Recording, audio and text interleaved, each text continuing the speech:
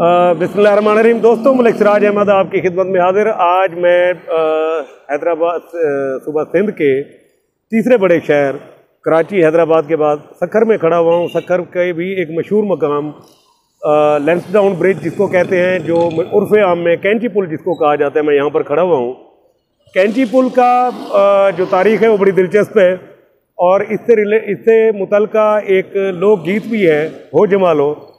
सिंध की कोई भी खुशी की तकरीब हो, वहाँ पर हो जमालो जो गीत है वो ज़रूर गाया जाता है। हुआ ये कि अंग्रेज़ राज में जब अंग्रेज़ों ने सब बरे सगीर के अंदर रेलवे लाइन बिछाना शुरू की, तो दरियाए सिंध के ऊपर उनको आकर एक मुश्किल पेश आई सक्खर के मकाम के ऊपर कि जी यहाँ पर ये जो दरिया आपको नज़र आ रहा है, यहाँ पर हम रेलवे ब्रिज कैसे डालें।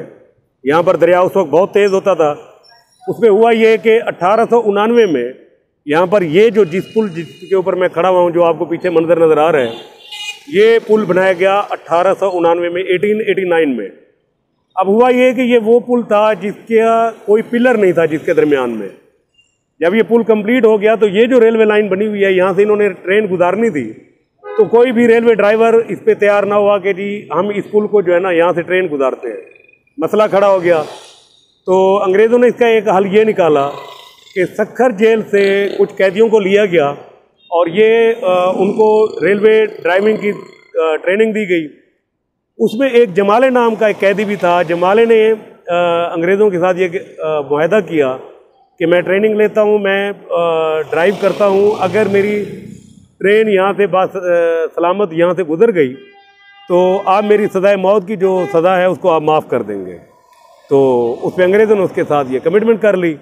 उसने ट्रेनिंग ली। ट्रेनिंग लेने के बाद यहाँ पर अहले इलाका इकट्ठे हुए। इस पुल से उसने ट्रेन को गुजारा। ट्रेन बाहिफाजत यहाँ से गुजर गई।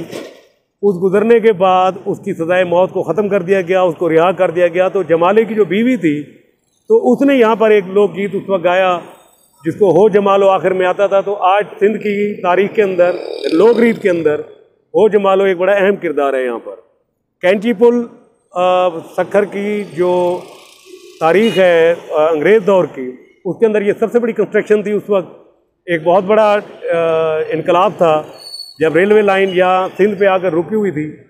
तो इस पुल ने आगे कराची तक रास्ता आसान किया। तो बहरहाल एक बड़ी डेवलपमेंट थी, एक हिस्टोरिकल प्लेस था। हमने सोचा कि आपको इसके ऊपर जो है ना थोड़ी सी ब्रीफिंग कर दें। शुक्रिया जी।